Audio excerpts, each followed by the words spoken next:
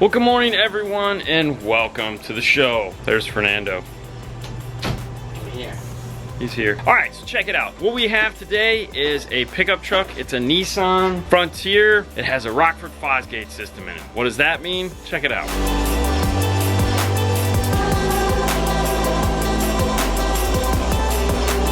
Pretty simple. It says Rockford Fosgate on the radio here. That means not much in the regards. It still has the factory locations. You have a speaker here, you have a speaker here. But what it does mean is you have this guy right here, this Rockford Fosgate subwoofer located underneath the driver's rear seat. That means there's an amplifier in here, and that is located underneath that seat there. It's that silver thing right there. What we're gonna be adding to this is a new subwoofer. That subwoofer, well, it sucks. We have this box here from Audio Enhancers. It's a single 10-inch enclosure. It is gonna go in this area here. That tray just unclicks and comes out. And what we're gonna be putting in that box is a Kicker 10-inch Comp RT subwoofer. And then powering it, we're gonna be using the new Kicker Key500x1 key sub amplifier. The reason why we picked the Key500 has the ability to take out any equalization or any of that fun stuff that's in there, do any restoration that's needed to make it sound better. One of the things that we have to test for though right away is whether or not it's a variable voltage output from the radio. We think it is, which is going to be nice because that's essentially like a low-level preamp like an aftermarket radio would have. If it has that, perfect. If it doesn't have that, it works too. It's just where we're going to connect in the subwoofer. If it has a variable voltage behind the radio, we can connect there. If it's a fixed level voltage, meaning no matter what we do with the volume knob, it doesn't move, then we'll connect it to the output back here where the subwoofer is.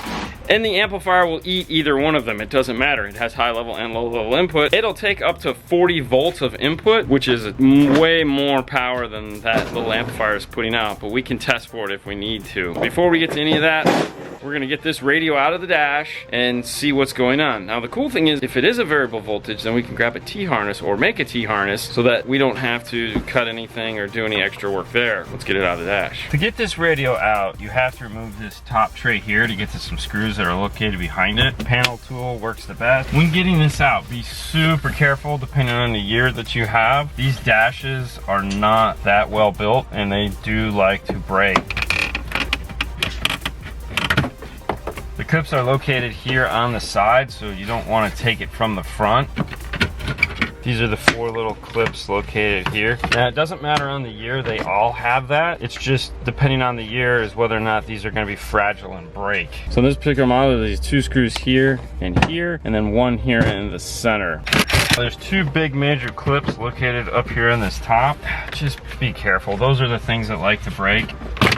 In this case, it came off with 1 little tug. Across the bottom here, there's going to be metal clips. Make sure you pull this out to clear before you tilt it so you don't accidentally scratch any of the plastic. In this case, we already have our piece of carpet all set and ready to go, so we can tuck that up in there. What we want to see first is what plug this uses. This uses the standard Nissan harness here. So I'm going to go see if we have a T-harness for it already or if we need to make one. I don't want to plug any of this yet, specifically the airbag. If you are going to remove this, make sure you leave the airbag plugged in, so unscrew it and plug the light back into it. If you don't, you will get an airbag light in the dash on. You can reset it. It's easier just to avoid it in all cases. All right, so we're in luck. Access does make a T-harness for this. It is the AX DSP NIS1 inside the box. Basically, a T-harness is a male and female harness. Plugs into the back of the radio. The factory harness plugs into here, and it gives us wires off of it to do what we need to do for a high-level situation. So for example, if we were going to do a 4 or 5 channel amp, we're going to be re-amplifying the mids and highs. We have this plug here that disconnects, and we can take the signal coming out of the radio, go into the high level section of our amplifier. We can then bring our speaker wires back up using something like speed wire and attach to here, and then this will go off and power back up those speakers. On this side of the T-harness here, we have all 8 speaker wires also coming from the radio. That's so if we wanted to, we could feed the Access DSP. In this case, we don't need that. We just need these speaker wires to feed our subwoofer amplifier. We'll be plugging these 2 together so that the rest of them will pass through and all the other speakers will power up. Now, since we're right here and we're talking about cool things we're going to be using, let's take a look at this amplifier for those of you unfamiliar with the Key501. This uses smart key technology to come in and read the signal and fix any abnormalities in it, as well as give a bass boost. This particular amplifier, if we want to look at the specs, is going to be at 4 ohm, 150 watts, 2 ohms, 300 watts, and the way we're going to be running it, 1 ohm, we'll get 500 watts, has a frequency response of 10 to 160 hertz, input sensitivity, and this is the thing you have to keep in mind when hooking up to a car. The low level is from 125 millivolts to 5 volts, and the high level is 1 volt to 40 volts. This has a variable 24 dB per octave crossover between 40 and 160 hertz, as well as a subsonic crossover, infrasonic crossover, call it whatever you want. It's a high pass crossover between 10 to 40 hertz. Down here in the bottom, you'll notice this QR code. If you scan this will take you off to Kicker's website where the actual instruction manual is, and also links to the tracks, the audio tracks you need to download in order to do the setup process on this. In the box, they give you the cool stop, you get it.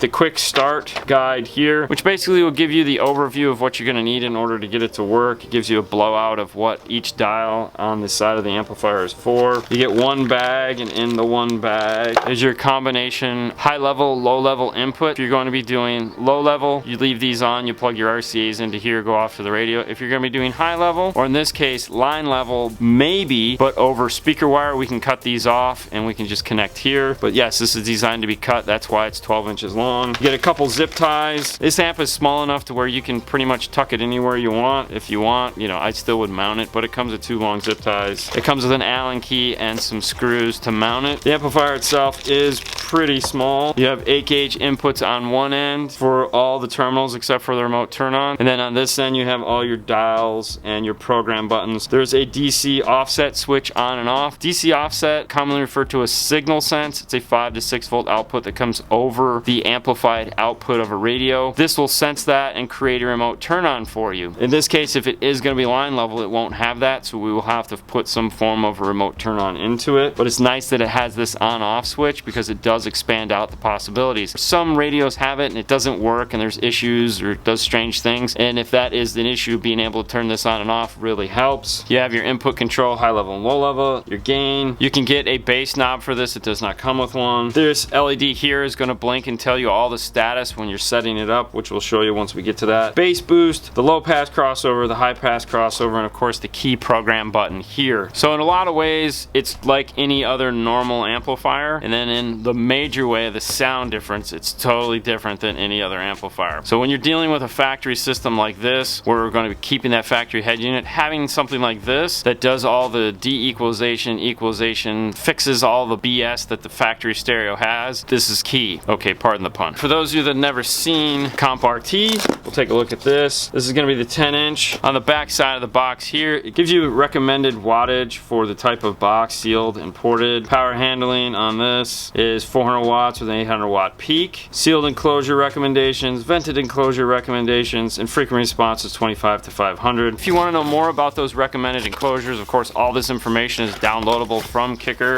Inside the box, though, it does give us an instruction manual. I know, a woofer with an instruction manual? Who would have thought? On that, it gives you all your teal small parameters located here at the top for each one of the comp woofers. And then inside, it does break out and give you recommended enclosures and how you should build them. And of course, it has multiple languages. On the very back page, it talks about how to wire up a dual voice coil woofer if you don't know how to do it. It gives you some basic math and how to figure out vented enclosure information. This is a shallow mount woofer, and this is one of my favorite shallow mount woofers. As you can see, it's not that deep.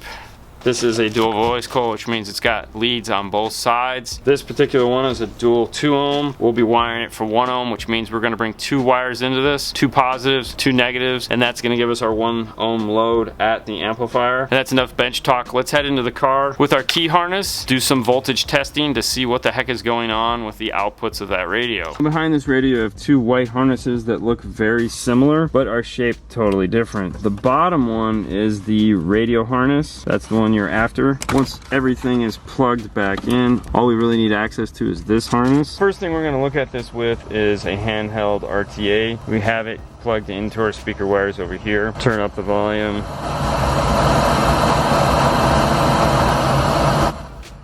And as you can see, the volume goes up and down. That's perfect. But pay attention to this side of the meter here. What you're gonna notice is there's some slight roll off on this side. There's going to be this arrow that keeps moving around. It's over in this side of the screen. It's showing the high point on this. So that means that we're going to need to fix some of this area over here, which the key will do. Obviously, not all of you have something like this. Most of you will have access to some form of a digital multimeter. Set the digital multimeter to AC voltage, put your test leads into the wiring, and turn it up.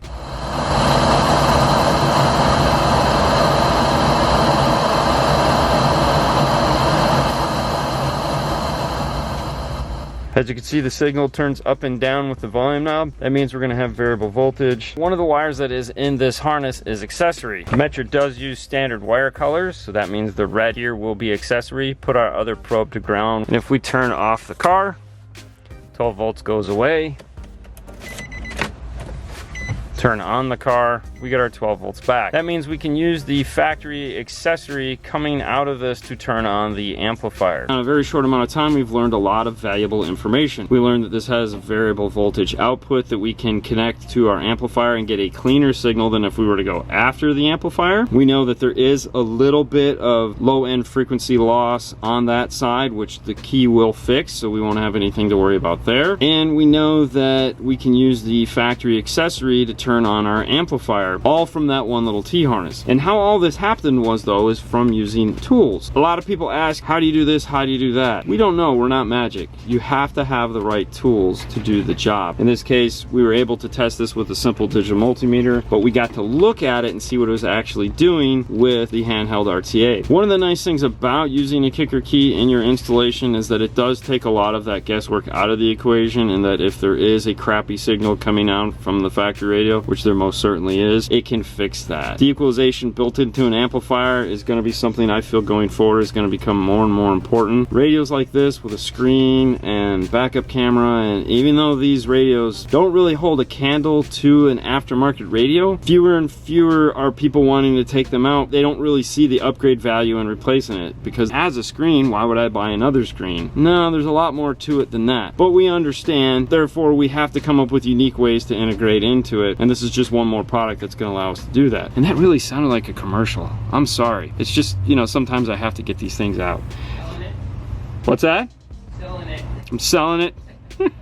All right, let's head back over to the bench. We're going to show you what we're going to do to this harness to get it ready to go into the car. Also, we're going to talk to Fernando and find out where he plans on putting this amplifier, because I think he's got an idea already while we were talking. Depending on what you're going to be using this harness for, you have to do a few different things. If we were going to be using this to do like a 5-channel amplifier, I would remove all the tape off this harness and rebuild it in a totally different way. But for us, since we're just doing sub-high level and we need to keep this portion of it intact, I just need to remove this piece of tape here, which starts at the Y where the two harnesses break apart. They always have a seam that you can easily just pull the tape off of. If I can just remove the tape without having to cut it, it does work a little nicer. And they use a thick enough tape to where you can typically find where those seams are and then just unravel it. On this harness we have the 8 speaker wires, an accessory, and a constant 12 volt. I'm gonna remove this end of the plug here. We don't need it. In this case, we don't need a constant 12 volts for anything. We also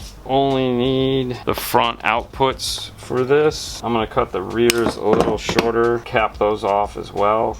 With that done, I can retape the harness. It's also helpful when using the fuzzy tape, or any tape for that matter, when you're gonna come to an end like this that is, you're not gonna tape any more on this. Take a piece of shrink wrap and put it over that end. That'll lock that tape in place, keep it from peeling up as it gets hot or old. Just makes for a more finished end. We wanna make this so that we can plug into it. For that, we're gonna use a male and a female bullet connector. The females need to go on this side. That's a full insulated end, because these are going to have power coming to them. This is going to have 12 volts. This is going to have our AC signal. Coming from the car side, will have the male end, which is not fully insulated, and they'll plug in just like this. That way, if we need to, we can pull them back apart and service it or put it back to factory, whatever you'd like to do. This is all set and ready for the wiring from the amplifier.